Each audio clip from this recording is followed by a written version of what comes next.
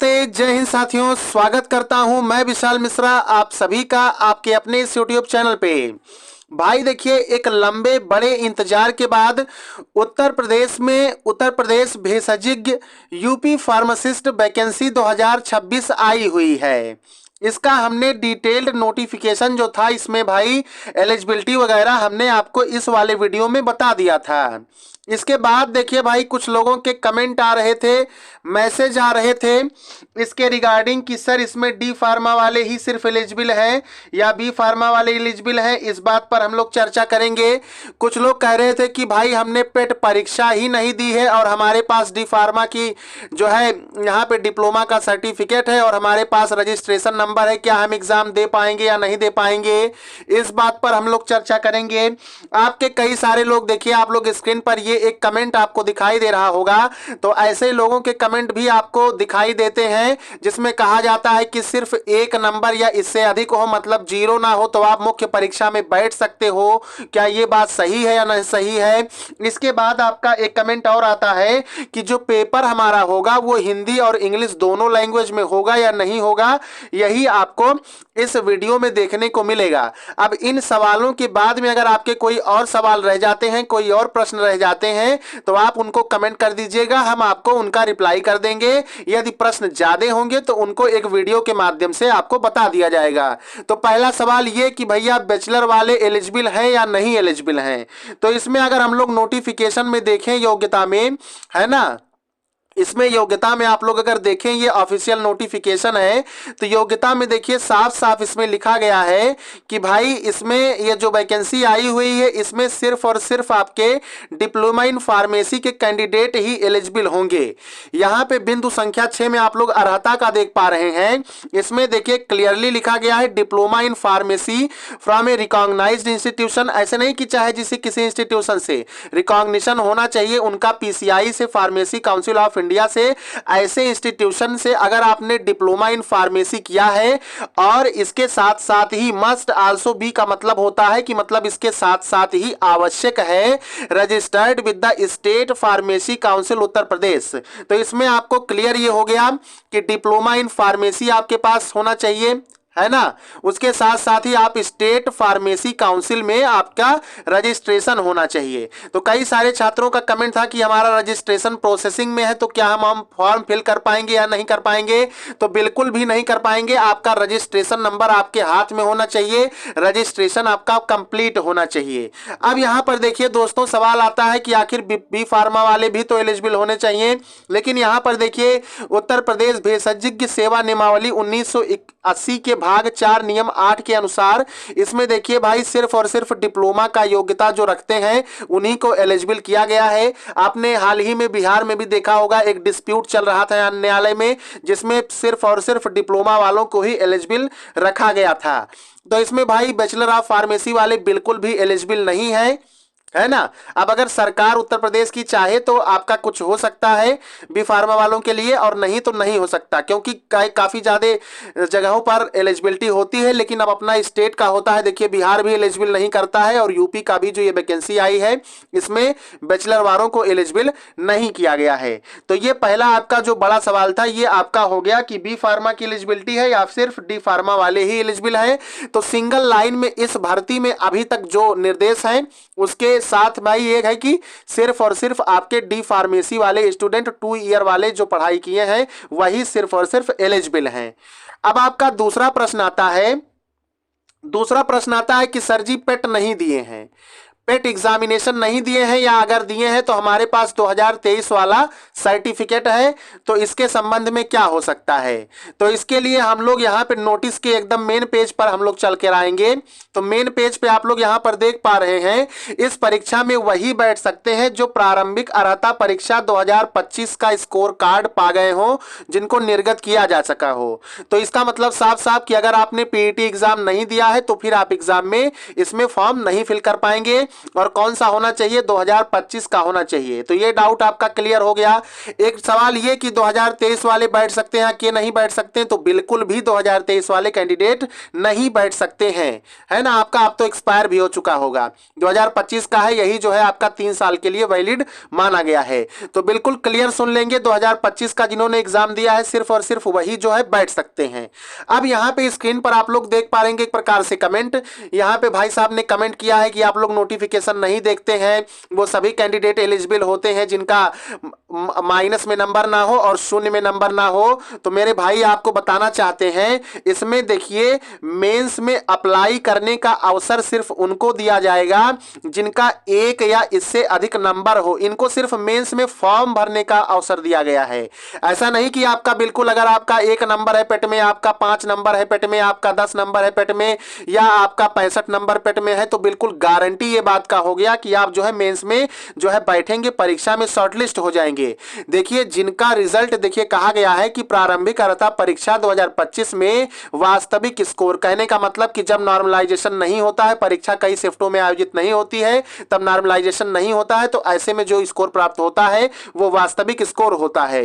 यहीं पर ये जो कमेंट करने वाले भाई साहब हैं ये बहुत तो हवाला दे रहे हैं कि नोटिफिकेशन नहीं पढ़ते हैं, अगर इनसे पूछ लिया जाए कि वास्तविक स्कोर क्या है तो ये बताने में असमर्थ हो जाएंगे। तो देखिए वास्तविक स्कोर कि जब नॉर्मलाइजेशन नहीं होता है अथवा जब परीक्षा कई शिफ्ट में हो जाती है, तो जो नॉर्मलाइज स्कोर होता है उसमें आपका 0 या उससे कम, तो 0 से अंक कम में क्या होता है, -1 आ गया तो 0 से कम हो गया, -5 आ गया तो आपका 0 से कम हो गया, अगर आप इंटीजर थोड़ा बहुत पढ़े होंगे। अच्छा अगर आपका 1 नंबर आ गया तो ये 0 से अधिक हो गया, 10 नंबर आ गया तो ये 0 से बहुत ज्यादा हो गया, माइनस में आपका 200 नंबर आ गया तो ये 0 से बहुत नीचे हो गया। तो ये बात आपको समझने की जरूरत है। तो ये जो कमेंट में लिखा हुआ है कि 0 या -1 में नंबर नहीं होना चाहिए, 1 नंबर भी है तो भी बैठने पाओगे, ऐसा बिल्कुल भी जरूरी नहीं है। यहां पर देखिएगा अभ्यर्थियों की शॉर्ट लिस्टिंग होगी, जिनका 1 नंबर या उससे अधिक पाए होंगे वो सब पहले एप्लीकेशन फॉर्म फिल करेंगे। इसमें सिर्फ 25-25 रुपए लगना है सभी का, ये भी हमने उस वीडियो में आपको बता दिया था।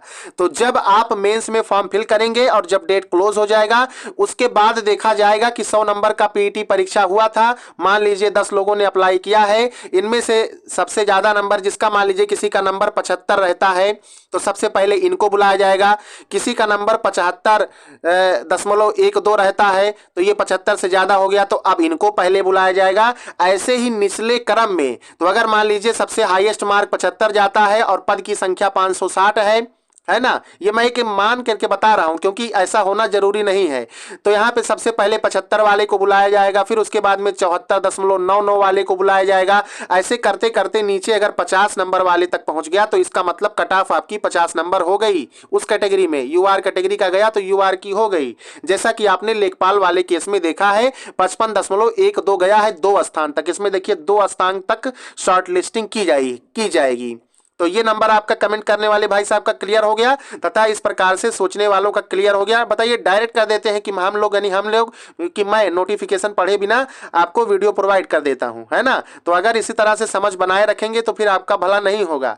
इसको पूरा नोटिफिकेशन आपने भी पढ़ा तो कहां से बढ़िया पढ़ा, जो हमने बताया वो आपको बिल्कुल ऑथेंटिक सटीक बताया। तो वो लोग प्रतिभाग सिर्फ कर सकते हैं, मेंस के लिए अपना फॉर्म फिल कर सकते हैं और जब फॉर्म फिल करेंगे उसके बाद शॉर्ट लिस्टिंग की जाएगी। यहां पे आप लोग बिल्कुल क्लियर कर देख लीजिए कि नॉर्मलाइज स्कोर के आधार पे मेरिट के अनुसार, अब मान लीजिए किसी बच्चे का 90 नंबर है तो सबसे पहले इसी को तो बुलाया जाएगा। अब उसके बाद में 90 के बाद में यहाँ पे 89.99 जिसका है फिर उसको बुलाएंगे, ऐसे ही 89.98 जिसका है फिर उसके बाद में उसको बुलाएंगे। तो नंबर 1 में इसकी छटनी हो गई, नंबर 2 में इसका हो गया, नंबर 3 पे इसका हो गया, ऐसे ऐसे नीचे आएगा। तो इसमें आप सभी लोगों को सलाह ये है जिनका भी -1 में नंबर नहीं है ना, 0 नंबर नहीं है, यहाँ पे आपका 1 नंबर है, 2 नंबर है, 10 नंबर है, 21 नंबर है, 65 नंबर है, 60 नंबर है, तो ऐसे सभी लोग भाई सिर्फ 25 रुपए ही लग रहा है। ऐसा मान के चलो कि हमने गोलगप्पे खा लिए, है ना। इसके इंतजार में मत रहो कि इतना कट ऑफ जाएगा या इतना कट ऑफ नहीं जाएगा। यह आपका स्पेशल क्वालिफिकेशन वाली भर्ती है और आप लोगों में क्या होता है, बहुत से बच्चे जानकार नहीं पाते हैं तो वो लोग पेट देते ही नहीं है। तो अब पद की संख्या कम नहीं है, पद भी आपके 560 लगभग हैं। तो 1 नंबर से लेकर के 70-80 तक जितना भी नंबर हो वो सब लोग मेंस में अप्लाई कर देना। अब जब शॉर्ट लिस्टिंग होगी तो आपका कट ऑफ आएगा, जैसे कि लेखपाल का कट ऑफ आप लोगों ने देखा है कि इतना या इससे अधिक जिसका नंबर है वो शॉर्ट लिस्ट कर दिए गए हैं, वो लोग अपना मेंस में एग्जाम देंगे। तो देखिए जब ये जो बात लिखी गई है, ये बात सिर्फ लिखी गई है कि अप्लाई कौन कर पाएगा मेंस में, तो वही लोग अप्लाई कर पाएंगे जिनका 1 में नंबर है और +1 में है ना। 0 और -1 to -3 इन लोगों का नहीं अप्लाई ही नहीं कर मिलेगा, नहीं तो ऐसा होता है कि सभी लोग अप्लाई कर दें, है ना।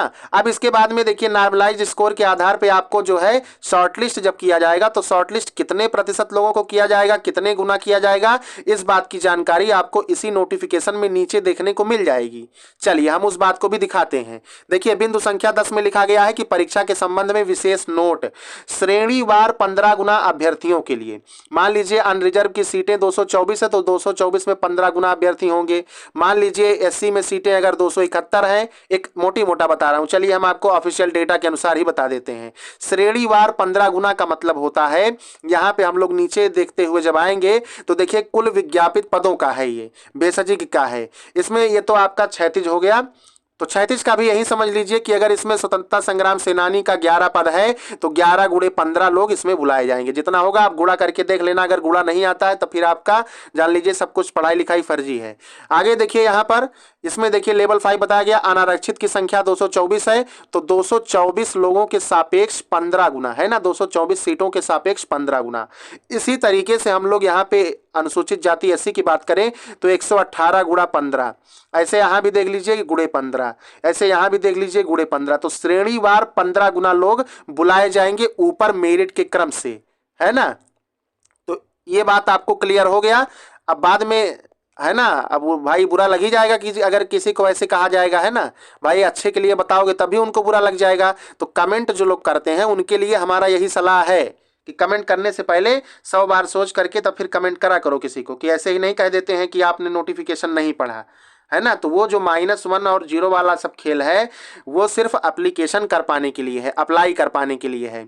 अब उसके बाद में आपका देखिए एक सवाल और आता है कि परीक्षा का मीडियम क्या होगा, पेपर बाइलिंगुअल होगा कि नहीं, बाइलिंगुअल पेपर होगा कि नहीं, इस बात को भी आप लोग पूछते हैं। पेपर आपका बाइलिंगुअल होगा कि नहीं होगा, है ना। तो इसमें देखिए भाई यस आपका पेपर दोनों लैंग्वेज में आएगा, इस बात की पूरी संभावना है, इसलिए क्योंकि देखिए सिलेबस आपका हिंदी और अंग्रेजी दोनों माध्यम में दिया गया है। देखिए अंग्रेजी माध्यम का सिलेबस और हिंदी माध्यम का सिलेबस, लेकिन पेपर में ये कहीं लिखा नहीं हुआ है इसमें नोटिस में कि आपका बाइलिंगुअल होगा। लेकिन जो हमारी संभावना है, हमारी जो उम्मीद है उसमें क्या है भाई कि पेपर आपका दोनों लैंग्वेज में आएगा, हिंदी और इंग्लिश दोनों लैंग्वेज में, है ना। क्योंकि देखिए इसमें कहीं भी लिखा नहीं हुआ, आप लोग भी पढ़ लीजिएगा। इसमें देखिए सिर्फ लिखा है there will be 1 question paper in written examination which will contain 100 questions and the total time duration will be 2 hours। द questions of the examinations will be objective and multiple choice type। each question will be of 1 mark। एक प्रश्न आपका एक number का होगा। there is a provision of negative marking भी इसमें है 1/4, है ना। तो इतना है। तो हिंदी और अंग्रेजी दोनों माध्यम में आपका पेपर होगा, इस बात की पूरी लगभग 90 से 95% संभावना है। किस आधार पे, क्योंकि सिलेबस अगर पाठ्यक्रम हिंदी इंग्लिश में दिया है तो पेपर भी इसकी उम्मीद पूरी हो जाती है। पाठ्यक्रम एक बार आप लोग इसमें देख लेंगे। इस वीडियो में भी आपका डिप्लोमा इन फार्मेसी से 65 सवाल आएगा 65 नंबर का, कंप्यूटर ICT आपका 15 सवाल 15 नंबर का, general information related to Uttar Pradesh आपका 20 सवाल यहाँ पे 20 नंबर का आएगा। टोटल 120 मिनट का आपको टाइमिंग दिया गया है। आशा करते हैं आपको ये वीडियो पूरा समझ में आ गया होगा। अगर कहीं किसी टॉपिक पर अब भी आपको डाउट है तो कमेंट करके पूछ लीजिएगा। जय हिंद, जय भारत, वंदे मातरम। आप सभी को होली पर्व की हार्दिक शुभकामनाएं। भाई जिनको पसंद है उन्हीं के साथ होली खेलिए, ऐसा काम बिल्कुल मत करिए जिससे किसी की आत्मा को ठेस पहुंचे। चलिए, और 1-2 गुजिया हमारे तरफ से भी एक्स्ट्रा खा लीजिएगा। चलिए, हैप्पी होली, बाय बाय, मिलते हैं नेक्स्ट अपडेट के साथ।